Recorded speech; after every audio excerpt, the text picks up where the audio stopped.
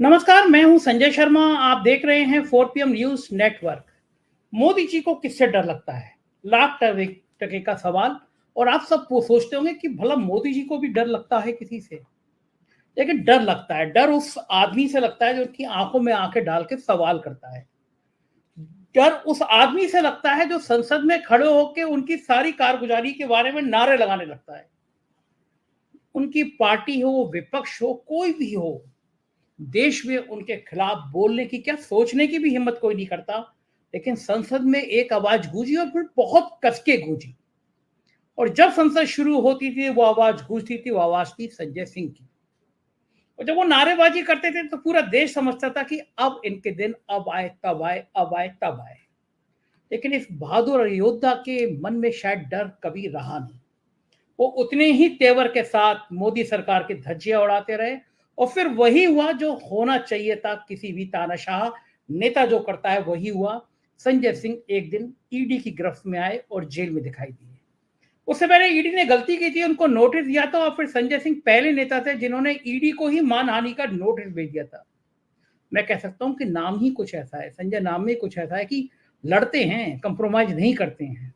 और फिर 6 महीने जेल में रहे। लेकिन 6 महीने जेल में रहने के बाद जब बाहर आता है आदमी, टूटता है, दुखी होता है, लेकिन शेर की तरह बाहर आए। और बाहर आके फिर वो जो दहाड़े, उसने शायद भाजपा का तापमान और बढ़ा दिया। मैंने सोचा कि आप सबसे बातचीत कराऊं, तो मेरे साथ है संजय सिंह। और मैं उनसे पूछूंगा। स्वागत है संजय जी। मैंने आपके चक्कर में मैं भी क्रेडिट ले नमस्कार। लेता हूं। बहुत अच्छा लग रहा है, महीनों बाद आपको नहीं, आप देखते भी हुए। लड़ते ही हैं। हाँ, मैं इसलिए क्रेडिट इसमें देता कोई हूँ कि शक संजय नाम ही ऐसा है। नहीं। संजय भाई, नहीं, अच्छा है। ये सवाल तो सब आपसे पूछ चुके होंगे कि 6 महीने जेल से रहने के बाद आपको कैसा लग रहा है। तो स्वाभाविक है, अच्छा ही तो लग रहा होगा। तो ये सवाल पूछना बेमानी है। लेकिन मैं ये जानना चाहता हूं कि जो आपके जेल से निकलने की जो गोदी मीडिया ने कहानी चलाई। मैं टीवी चैनल देख रहा था, सबसे तेज चैनल है, वो कह रहा था कि ईडी ने कंप्रोमाइज कर लिया, बीजेपी है आपको निकालने के पीछे। ऐसी कहानियां जब आपको पता चलती थी तो आपको लगता कैसे था? देखिए, पहली बात तो ये कि जो मुझे जानते हैं, चाहे वो आप हों या जो भी पत्रकार वर्ग में है या हमारे मित्र हैं वो या किसी दूसरी पार्टी में हैं और मुझसे संबंधित हैं, वो ये जानते हैं कि भाई संजय सिंह सब कुछ कर सकते हैं, कोई कॉम्प्रोमाइज नहीं कर सकते या कोई लेन देन नहीं कर सकते या कोई डील नहीं कर सकते। तो वो तो जानते थे। लेकिन हाँ, ये जरूर है कि कुछ र्यूमर फैलाने की कोशिश मीडिया ने की। और जब मैं बाहर आ रहा था तो मैंने सोच लिया था कि उस र्यूमर के ऊपर पहुंचते ही पूर्ण विराम लगाना जरूरी है। और आपने देखा होगा कि इसीलिए जब मैं बाहर निकला तो मैं गाड़ी की छत पे चढ़ गया और वहां से मैंने अपना संदेश 2 लाइन में ही वहां पर तो दे पाया था, क्योंकि भीड़ बहुत ज्यादा थी और पुलिस वालों को भी कंट्रोल करने में बहुत मुश्किल हो रही थी। तो मैं तो वहां से 2 ही लाइन बोल पाया था कि जंग का वक्त है, जश्न का वक्त नहीं है। और हम लोग लड़ेंगे, संघर्ष करेंगे। और फिर कार्यालय में आके जो मैंने 36 मिनट में 36 कदम किए वो तो आपने देखा होगा कि एक एक मुद्दे पर मैंने इन लोगों की बखिया उधेड़ने का काम किया। तो ये सब चीज तो कभी दिमाग में ही नहीं आती, सपने में भी नहीं आती। बल्कि 6 महीने में तो मैं और मजबूत हुआ बीजेपी के खिलाफ लड़ने के लिए। उन 6 महीने में हर दिन मैं ये सोचता रहा कि जिस दिन निकलूंगा उस दिन और प्रखरता के साथ, मजबूती के साथ इनके खिलाफ आवाज उठाऊंगा, लड़ाई लड़ूंगा। और मैंने वही किया, शुरू कर दिया मैंने आते ही। मैं ये सोचता था कि आप पहले मुझको। दिन 2 अप्रैल को छूटा। पूरी पार्टी का कार्यक्रम ऑफिस से निपटाने के बाद पूरी रात साथियों से मिलता रहा, सुबह 6 बजे सोया। दूसरे दिन सारे इंटरव्यू और सारे काम करते करते करते फिर सुबह 6:30 बजे सोया। और कल रात में 2:30 बजे सोया और फिर सुबह से काम पे लग गया। तो अभी चैन लेना ही नहीं है। 6 महीने तो बहुत आराम कर लिया मैंने। दोपहर में भी सो जाता था, किताबें खूब पढ़ी। मैं यही पूछना चाह रहा था आपसे कि मैं आपकी जीवन शैली देखता था, सुबह से आपके घर पे दरबार लग जाता था। मैंने कभी इतनी बार मैं आपके घर भी गया, मैंने कभी ऐसा नहीं हुआ कि आप अकेले बैठे हो, एक दो लोगों भीड़ रहती थी। तो जो व्यक्ति सालों से इतना जनता के संपर्क में रहता हो, दोस्तों के बीच रहता हो, आप तो उस तरह के नेता भी नहीं थे कि बहुत सारे गनर लेके चलते हो, लोगों से ना मिलते हो, जो आदमी आया था आप घर पे चला जाता था। ऐसे आदमी को 6 महीने अकेले जेल में भेज दिया जाए, तो वो जो दौर शुरू में था या पहला महीना जो आपका था, वो कैसा बीता? देखिए, शुरू के 11 दिन मैंने आपको बताया, मुझे एक कोठरी में रखा गया और 2 पुलिस वाले 24 घंटे साथ में रहते। तो ये तो खैर 6 महीने रहे, 2 पुलिस वाले लगातार साथ में रहे, एक तमिलनाडु पुलिस के और एक जेल पुलिस के, और उनकी ड्यूटी लगती थी। कई बार सोता रहता था, फिर भी उठ के हाँ भाई ओके है, ठीक है, तो मुझे उठ के बताना होता था हाँ मैं ठीक हूँ। अब ठंडी की रात में आप सो रहे हो, पत्थर पे कंबल बिछी हुई है और 1-2 कंबल ओढ़ के आप सो रहे हैं और बार बार आपसे पूछा जाए हाँ ठीक है, तो वो एक अलग तरह से, हालांकि वो बात कहते हैं सुरक्षा की, कि आपकी सुरक्षा के लिए आपको पूछा जाता है, लेकिन ये सब कुछ हुआ। तो लेकिन 11 दिन के बाद फिर मैं जेल अधिकारियों से मिला। मैंने कहा भाई, जो सामान्य कैदियों के अधिकार, मैं खुद से बर्तन साफ करता था, झाड़ू लगाता था, कपड़े साफ करता था। तो मैंने अपने वाइफ को भी कहा एक दिन, जब वीडियो कॉन्फ्रेंसिंग हो रही थी जेल से, क्योंकि 2 बार वीडियो कॉन्फ्रेंसिंग की सुविधा देते हैं जेल से, और 5 मिनट प्रतिदिन परिवार से बात करने की सुविधा होती है जेल में। तो वो सुविधा सबके लिए होती है। तो मैंने एक दिन कहा कि मैं अपनी हॉस्टल लाइफ में वापस चला गया हूँ और सारे काम खुद से कर रहा हूँ। तो बोले कि तुम तो बाहर थे, तो छोटे छोटे दूसरों के काम तो करते थे, घर पे तो खुद का अपना काम करते नहीं थे। तो मैंने कहा नहीं, यहाँ मैंने हॉस्टल लाइफ अपना ली है। तो वो चलता था, और किताबें बहुत पढ़ने का मौका मिला, उससे बड़ी ताकत मिली। पहली किताब, और खास तौर से मैंने उन लोगों की किताब पढ़ी जो जेल में रहे लंबे समय तक। जब मैं गया जेल में, तो सबसे पहले मैंने नेल्सन मंडेला जी को पढ़ा, क्योंकि मेरे दिमाग में था कि यार 28 साल कोई आदमी कैसे जेल में रह सकता है, कैसे जेल में रह सकता है। तो मैंने उनका पूरा जीवन पढ़ा और बहुत प्रभावित हुआ नेल्सन मंडेला जी से, कि कितने बड़े आदमी थे वो, जिनके बारे में क्या क्या नहीं, कैसे कैसे आरोप नहीं लगाए गए, और कितनी यातनाएं दी गई। ऐसे छोटे से बैरक में रखा गया जहाँ पे खड़े होने पर भी उनका सर लगता था ऊपर की छत पे। तो मुझे लगा कि पहले तो इन्हीं लोगों को पढ़ना चाहिए। फिर गांधी जी को पढ़ा, उनकी पहली गिरफ्तारी साउथ अफ्रीका में हुई थी। तो मैंने अपने दिमाग में सोचा कि ये कितने महान व्यक्ति थे, जो स्वतंत्रता संग्राम के लिए और लोगों को लामबंद करने के लिए, लोगों के अधिकारों के लिए साउथ अफ्रीका में गिरफ्तार होते हैं, और वहां के जेल के कष्ट को उन्होंने उठाया। उसके बाद मैंने शहीद आजम भगत सिंह को पढ़ा, और ये पढ़ा कि वो कैसे बंदियों के अधिकार के लिए जेल में रह के उन्होंने अपने साथियों के साथ अनशन किया, और जतिन दास जी की शहादत हुई उसमें। तो ये सब पढ़ते पढ़ते पढ़ते पढ़ते इतना इतना ताकत मिल गया कि फिर ये लगने लगा कि यार तुम क्या हो, तुम क्या कर रहे हो, मतलब तुम कौन से इतना बड़ा तीर मार रहे हो। ये एक फीलिंग मन में आई जब इन लोगों को, एक किताब मैंने पढ़ी, काला पानी के दस्तावेज। उसमें जिन क्रांतिकारियों को काला पानी की सजा हुई थी, उनको किस तरह से यातनाएं दी गई, संजय जी आप पढ़ेंगे तो है, मतलब होश उड़ जाएंगे। मतलब बहुत कष्ट उठाया इस देश के लिए लोगों ने, और फिर ये इतना मन मजबूत हो गया कि यार मतलब इस देश की आजादी के लिए क्या क्या नहीं किया हमारे वीर सपूतों ने। और हम ये जेल में आने से, और तब की जेल में और अब की जेल में ना, तो जमीन आसमान का अंतर है। अब की जेल में आप परिवार से फोन पे बात कर सकते हैं प्रतिदिन 5 मिनट। उस समय तो काला पानी जिसको होता था, एक चिट्ठी पूरे साल भर में लिख सकता था, एक चिट्ठी। मैंने ये पढ़ा तो मुझे लगा कि अरे ऐसी यातनाएं झेली हैं लोगों ने। जयदेव कपूर जी 17 साल जेलों में रहे, बटकेश्वर दत्त जी आजीवन कारावास की सजा उन्होंने काला पानी में बिताई। तो ये घटनाएं, और शहीद आजम भगत सिंह को पढ़ा तो काकोरी कांड में एक उसमें घटना का जिक्र है कि जिस दिन फांसी की सजा सुनाई जानी थी, रोशन सिंह जी को, राजेंद्र राठी जी को, अशफाकुल्ला जी को और राम प्रसाद बिस्मिल जी को। तो उनको ये पता नहीं था कि इसमें से किसको फांसी होगी, किसको नहीं होगी। तो रोशन सिंह जी ने सबके बढ़िया कुर्ता धोती जो जो जो पोशाक थे उनके वो पहने हुए थे वो लोग, तो सबको उन्होंने इतर लगाया और उस हौसले के साथ वो लोग गए न्यायालय और उनको वहां पे फांसी की सजा हुई। तो मतलब इन लोगों को पढ़ने के बाद जो हौसला था वो आसमान पे पहुंच गया और फिर जो जेल थी वो बहुत छोटी लगने लगी। शुरू में जरूर 11-12 दिन 15 दिन वो शुरू का जरूर संघर्ष था, और जैसा आपने कहा कि सबसे ज्यादा मुश्किल तो मेरे लिए यही होता था कि भाई लोग ही नहीं मिल रहे हैं। सही बात फोन हाथ में है नहीं, किससे बात करें, किससे मिले, किसके लिए फोन करें, किसका काम करें।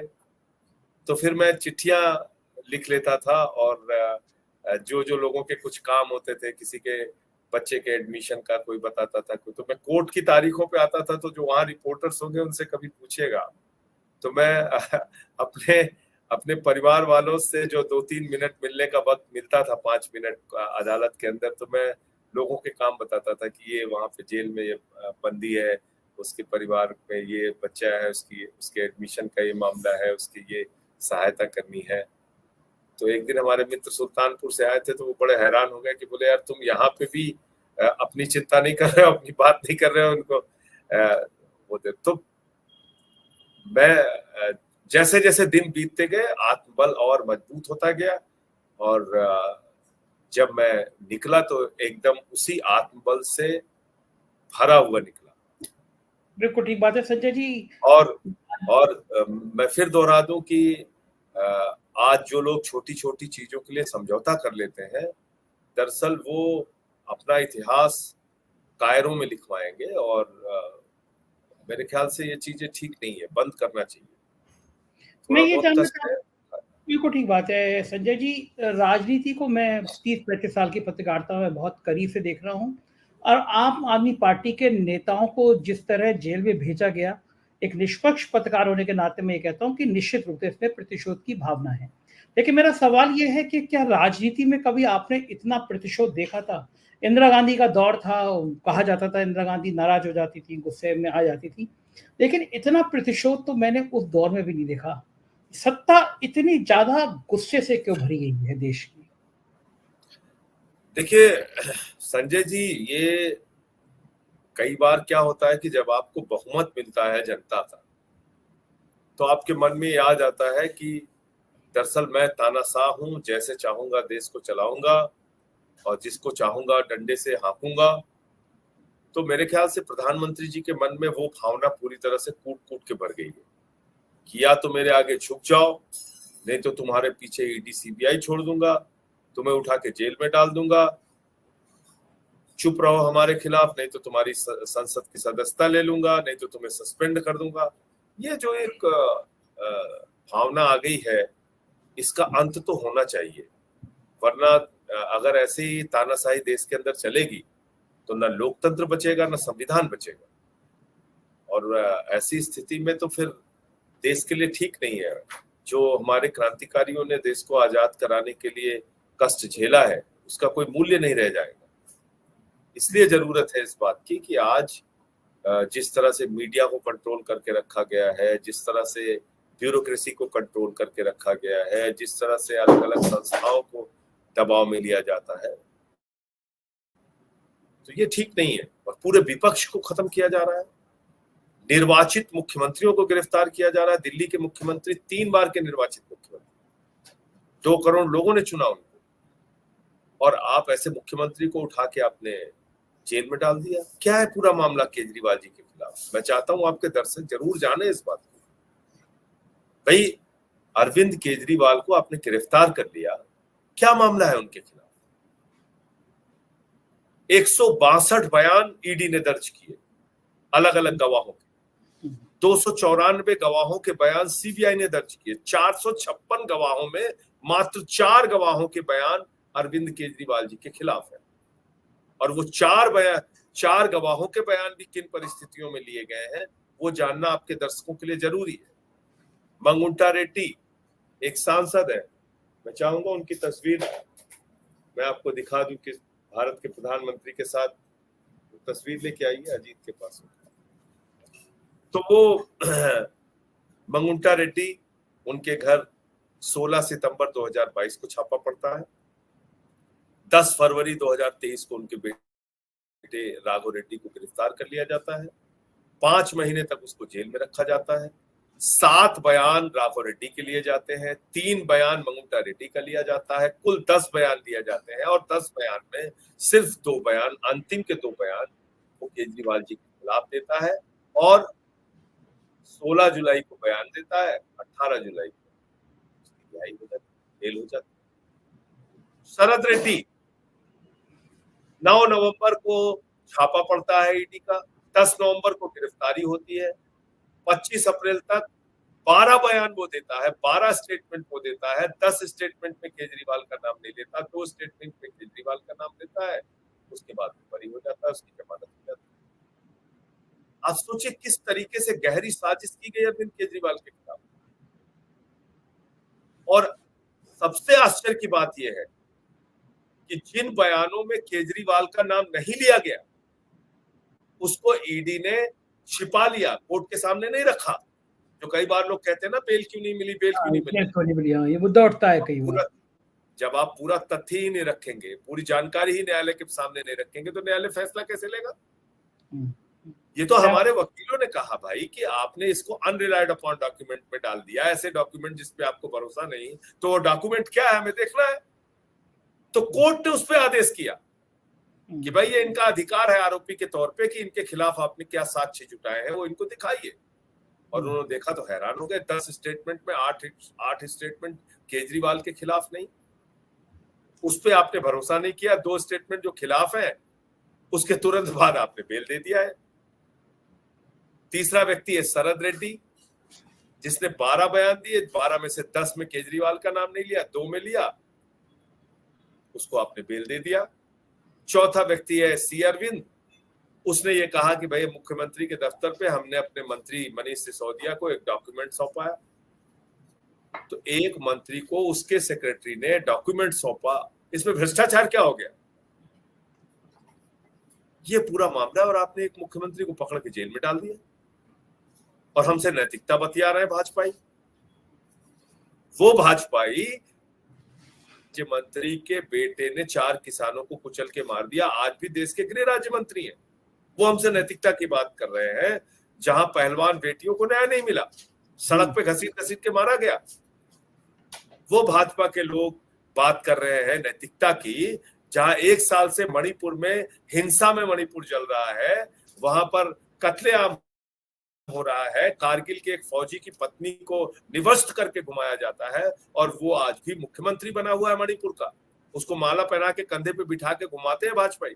उसको इस्तीफा नहीं देना चाहिए, केजरीवाल को इस्तीफा दे देना चाहिए। एक बहुत बड़ी बात ये सामने आ रही है संजय जी, और लोग कह रहे हैं कि जिस दिन केजरीवाल की गिरफ्तारी हुई, केजरीवाल जी की गिरफ्तारी हुई, अच्छा, हाँ सही बात है, ये मंगुंटा रेड्डी है जो कि प्रधानमंत्री जी के साथ, इसके घर पे छापा पड़ा था शराब घोटाले के बाद। तो वो तो खैर ये मंगुंटा रेड्डी की दूसरी तस्वीर है। ये अभी चुनाव लड़ रहे हैं और प्रधानमंत्री की फोटो का इस्तेमाल 2024 के चुनाव में जहां लड़ रहे हैं टीडीपी से। अब देखिए, तो गलती तो आप भी कर रहे हैं, आपको भी ऑफर तो होगा कि बीजेपी की वॉशिंग मशीन में आ जाओ, आप लोग क्यों नहीं करते हैं। शरद रेड्डी, मुझे तो जानते हैं लोग, मेरे ऊपर कोई प्रयास नहीं करते। ये संजय जी कहा गया और बात भी तो शरद रेड्डी ने 10 नवंबर की गिरफ्तारी के बाद 15 नवंबर को 5 करोड़ रुपए की रिश्वत भाजपा को पहुंचाई और अपनी गिरफ्तारी से लेकर रिहाई तक 55 करोड़ रुपए भाजपा को दिए। 5 करोड़ रुपए गिरफ्तारी के पहले दिए थे। शराब के घोटाले के कारोबारी से, जिसको आप कह रहे हो कि शराब का घोटालेबाज है, किंग पिन लिखा संजय सिंह ने नहीं, ईडी ने लिखा। उसी किंग पिन से आपने 60 करोड़ रुपए ले लिए और कोई सीबीआई ईडी की जांच नहीं हो रही बीजेपी के खिलाफ, उनके नेताओं से कोई पूछताछ नहीं हो रही। संजय जी, क्या आप यकीन करेंगे, आपके दर्शक यकीन करेंगे कि 60 करोड़ रुपए शराब घोटाला हुआ, बीजेपी को पैसा मिला और बीजेपी के शीर्ष नेताओं को पता नहीं था? 60 करोड़ रुपए ऐसे ही खाता में आ गया उनके। सही बात है, सहमत हूँ आपकी बात से कि पता था, लेकिन लोग ये कह रहे हैं कि असली मुद्दा यही था। इस देश का सबसे बड़ा घोटाला कहा जा रहा है इलेक्टोरल बॉन्ड था, देश का सबसे बड़ा घोटाला था, इलेक्टोरल बॉन्ड का घोटाला सबसे बड़ा घोटाला था। जिन लोगों, जिन कंपनियों ने कुछ हजारों करोड़ के चंदे दिए बीजेपी को, उन कंपनियों को 3,08,000 करोड़ रुपए का ठेका मिला है। ये बात सामने आई है। मेरा सवाल ये है कि क्या अरविंद केजरीवाल की गिरफ्तारी, संजय जी, क्या अरविंद केजरीवाल की गिरफ्तारी इलेक्टोरल बॉन्ड के मुद्दे को दबाने की थी? क्योंकि जिस दिन से केजरीवाल की गिरफ्तारी हुई है, चैनलों पर सिर्फ गिरफ्तारी और आम आदमी पार्टी चल रही है, इलेक्टोरल बॉन्ड का मुद्दा गायब है। हाँ, तो ये तो सर्वविदित सत्य है ना। 6:50 पे ही तो ये पता चला, शरद रेड्डी जो शराब का घोटालेबाज किंग पिन था, उसने 60 करोड़ 55 करोड़ रुपए बीजेपी को चंदा दिया है, कुल मिला के 60 करोड़ चंदा दिया है। ये तो 6:50 पे पता चला। 7:14 पे ईडी पहुंच गई अरविंद केजरीवाल के घर पे, 2.5 घंटे की पूछताछ के बाद गिरफ्तार कर लिया। आप ये सहमत हैं कि उस बॉन्ड के मुद्दे को, देश के सबसे बड़े घोटाले को छुपाने की कोशिशों के तहत आम आदमी पार्टी के नेताओं को जेल भेजा गया? 100%। आम आदमी पार्टी अब आम आदमी पार्टी गुनाहों को छिपाने के लिए भेजा गया। तो अब जब देश की मेन स्ट्रीम मीडिया जो खुद को कहती है वो इलेक्टोरल बॉन्ड का नाम भी नहीं ले रही, तो अब आम आदमी पार्टी इस बॉन्ड के मुद्दे को, इलेक्टोरल बॉन्ड के मुद्दे को जनता के बीच में ले जाने के लिए, जनता के बीच की आवाज को बनाने के लिए क्या करेगी? क्या आंदोलन खड़े करेंगे? कैसे फिर इस बॉन्ड पे दोबारा चर्चा कराएंगे? क्योंकि main stream media electoral bond हम तो पहले दिन से ही बोल रहे हैं और आगे भी बोलते रहेंगे। हर दिन बोलेंगे, हर दिन बोलेंगे। कोई आम आदमी ये पूछेंगे कि ईडी सीबीआई इस पे कार्रवाई क्या कर रही है, ईडी सीबीआई कार्रवाई क्यों नहीं कर रही है, ये तो पूछना पड़ेगा। संजय सिंह जी, कोई बड़ा आंदोलन आम आदमी पार्टी इलेक्टोरल बॉन्ड के मुद्दे पे खड़ा करेगी? अभी तो मैं आया हूं लगातार कार्यकर्ताओं से मिलना और इंटरव्यूज वगैरह में व्यस्त हूँ। उसके बाद इसके ऊपर जल्दी ही हम लोग तय करते हैं क्या रणनीति आगे बढ़ेगी। बहुत चर्चा है उत्तर प्रदेश के सुल्तानपुर, जहां से आप रहने वाले हैं, कि वहां से आप चुनाव भी लड़ सकते हैं। अभी तो 12 जनवरी को राज्यसभा का सांसद बना हूं, 12 जनवरी को ही बना हूं, और 6 साल का कार्यकाल होता है, तो इतनी जल्दी चुनाव लड़ने का क्या मतलब है? कई राज्यसभा सांसद ऐसे भी हैं कि जो रहे हैं, मोदी जी ने तो मंत्रियों को अपने विधायक बना दिया मध्य प्रदेश में, कई मंत्रियों को बना दिया। हाँ, लेकिन मैं अपनी भूमिका में ठीक हूँ। अपना जो काम रहता है राज्यसभा में भी, आप लोग जानते ही हैं कि अपनी जो जिम्मेदारी रहती है उसको तो पूरा ही कर रहा हूँ। और अभी बहुत ज्यादा काम हमारे लिए पार्टी तय करेगी, कहीं आने का, जाने का, प्रचार करने का, हो सकता है गठबंधन के दूसरे दलों के लिए भी काम करने का, तो फिर उसमें मुझे लगता है कि ज्यादा समय देना चाहिए। और भाजपा ने आरोप लगाया कि आपकी पार्टी भी परिवार को बढ़ावा दे रही है। केजरीवाल जी ने अपनी पत्नी को ही आगे बढ़ाया कि आपकी पार्टी में और नेता नहीं थे जो कमान संभालते, जो उनकी चेयर पे बैठते। देखिए, ऐसा है कि भाजपा क्या कह रही है वो महत्वपूर्ण नहीं है। मैंने आपको बताया कि जिस प्रकार से ये इस समय अत्याचार और अन्याय की पराकाष्ठा पे पहुंचे हैं, ये कोई मामूली बात नहीं है कि आपने एक मुख्यमंत्री को, जिस आदमी ने IRS की नौकरी को लात मार के 13-15 दिन का अनशन रख के, भ्रष्टाचार के खिलाफ इतना बड़ा आंदोलन खड़ा करके देश को जगाने के लिए काम किया, दिल्ली में एक अनुकरणीय सरकार चलाई, शिक्षा पे, स्वास्थ्य पे, बिजली पे, पानी पे काम किया, उस आदमी को आपने गिरफ्तार करके जेल में भेज दिया। मैंने पहली बार सुनीता भाभी की आंखों में आंसू देखा उस दिन जेल से आने के बाद, और मुझे तकलीफ हुई इस बात की। मनीष सिसोदिया जी की पत्नी पिछले 20 साल से एक बीमारी से ग्रसित है और उनको इस वक्त अपने पति की सबसे ज्यादा आवश्यकता है। सत्येंद्र जैन का परिवार, 36 किलो वजन कम हुआ उस आदमी का जेल में था वो। तो ऐसी परिस्थितियां हमारे परिवारों के सामने भी आई, लेकिन सब उस संकट की घड़ी में खड़े हैं लोग, कोई झुका नहीं। और सुनीता भाभी भी मजबूती से अरविंद जी का साथ दे रही हैं। उन्हीं की बात हो पाती है इस समय परिवार के नाते, और उनका जो संदेश निर्देश मिलता है वो हम लोगों तक पहुंचता है। बीजेपी ने आप ही के सबसे ज्यादा निशाना क्यों बनाया, बाकी भी पार्टियां थी? देखिए, हम ही लोग बोलते हैं, और मतलब मैं नहीं कहूंगा कि कोई और पार्टी नहीं बोलती, लेकिन शायद हम दिल्ली में हैं, दिल्ली में वो 3 बार हमसे हार चुके हैं, एमसीडी हार चुके हैं, तो उनको लग रहा है कि भाई यहाँ तो हमारी दाल गलनी ही नहीं जब तक केजरीवाल जी हैं, तो इनकी पार्टी ही खत्म कर दो, केजरीवाल जी को ही जेल में डाल दो, इसीलिए कर रहे हैं। इस कोई समय चुनाव जीत नहीं पाए, और इस बार भी नहीं जीतेंगे, ये भी आप देख लीजिए। लोकसभा और ये भी हताशा की कार्रवाई है जो इस समय कर रहे हैं। अगर 400 पार के नारे में सच्चाई होती तो मोदी जी को ये करने की जरूरत ही नहीं थी। मुख्यमंत्री को गिरफ्तार करो, जेल में डालो, इसकी जरूरत ही नहीं थी। और ये तो झूठे नारे देने में मास्टर है। बंगाल गए तो बोले 200 पार, और महाराष्ट्र गए तो बोले 150 पार, और दिल्ली में आए तो बोले 45 पार, 8 सीट आई थी। मिजोरम में गए तो बोले 21 पार, 1 सीट आई। हरियाणा में गए बोले 75 पार, 40 सीट आई। तो ये नारे गढ़ने में, झूठे बातें करने में मास्टर।